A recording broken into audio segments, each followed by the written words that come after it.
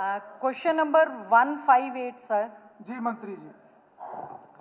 अध्यक्ष महोदय, ये गीता भुक्कल जी ने एक सवाल किया कि मातन हेल गांव में सैनिक स्कूल खोलने की कोई सरकार की योजना है या नहीं, और वर्तमान में स्थिति क्या है। अध्यक्ष महोदय, ये 1987 में चौधरी देवीलाल जी ने घोषणा करी कि मातन हिल में एक सैनिक स्कूल खुलेगा। समय बीत गया, 2026 आ गया, पत्राचार चलते रहे और अभी तक वहां स्कूल की स्थापना नहीं हुई। और अब मिलिट्री स्कूल की जगह पर आरएमएस, राष्ट्रीय मिलिट्री स्कूल की एक पीपीपी मॉडल पे बनाने की बात चल रही है। आज भी ये सवाल लगाने के बाद डीसी झज्जर की अध्यक्षता में एक मीटिंग चल रही है। पहले मातनहेल गांव ने 300 एकड़ जमीन का रेजुलेशन किया, लेकिन उस 300 एकड़ में से 60 एकड़ छोड़कर बाकी में सारा पीएलपीए 4-5 लग रहा था, 60 एकड़ बची, वो बन नहीं पाया। हुड्डा साहब भी चीफ मिनिस्टर, इन्होंने भी पत्र लिखा रक्षा मंत्री जी को, ओम प्रकाश चौटाला जी ने भी एक बार लिखा, मनोहर लाल जी ने अपने टाइम पे 2 बार चिट्ठी लिखी, लेकिन उसका संतुष्टि जवाब नहीं आया कि हरियाणा छोटा स्टेट है और हरियाणा में 2 पहले स्कूल हैं, एक करनाल में और एक रेवाड़ी में स्कूल है। पीपीपी मॉडल पे अब स्कूल देते हैं। वो मातनहेल वालों, बहन जी को पता होगा कि उनसे बातचीत चल रही है, वो जमीन देगी तो हम पीपीपी मॉडल पे स्कूल वहां खोल देंगे।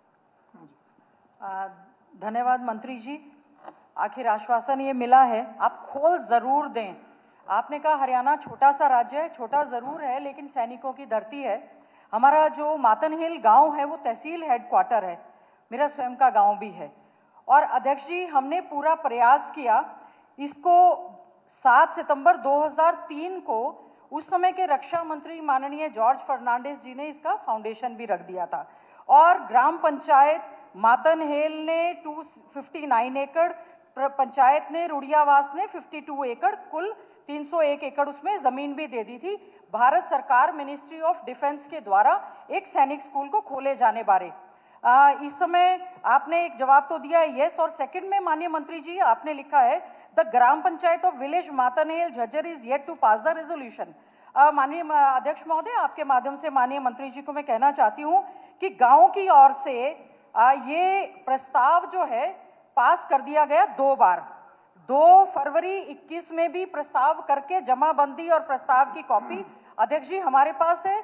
17 फरवरी 2026 को भी पंचायत ने, हमारी सरपंच विजयलता जो है, पंचायत ने इसका पास कर दिया। माननीय मंत्री जी, 61 एकड़ जमीन फ्री ऑफ कॉस्ट गांव मातनहेल ने देने का काम किया है। इसमें सेक्शन 4 या 5 कुछ नहीं लगाए, क्लियर ये लैंड है माननीय मंत्री जी, वाटर रिसोर्स सब कुछ है। हम ये चाहते थे कि रक्षा मंत्रालय जो है हमारे यहाँ पर जो बार बार घोषणा हुई, पहले भी माननीय मुख्यमंत्री जी मनोहर लाल खट्टर जी ने भी की और हमारे संज्ञान में भी आया है और हमारे पास कटिंग्स हैं कि उन्होंने इसका जो है शिलान्यास भी किया। 3 मार्च 2019 को ऑनलाइन शिलान्यास इसका किया गया। अब मेरा आपसे अनुरोध है कि कई बार विधानसभा में चर्चा हुई है और आपने बताया माननीय चौधरी भूपेंद्र सिंह हुड्डा जी जब मुख्यमंत्री थे उन्होंने भी प्रयास किया, सभी सरकारों ने प्रयास किया, लेकिन आज तक मातनहेल में सैनिक स्कूल नहीं बना।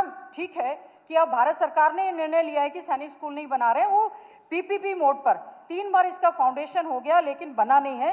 एक मंत्री जी, मैं आपसे अनुरोध करना चाहूंगी कि ये रूल बुक है सैनिक स्कूलों को खोले जाने बारे, इसमें रूल्स में लिखा गया है कि डे बोर्डिंग के लिए केवल 6 एकड़ चाहिए और रेजिडेंट स्कूल के लिए 8 एकड़ चाहिए, जबकि हमारे गांव ने 61 एकड़ फ्री ऑफ कॉस्ट जमीन सरकार को देने का अध्यक्ष जी काम किया है।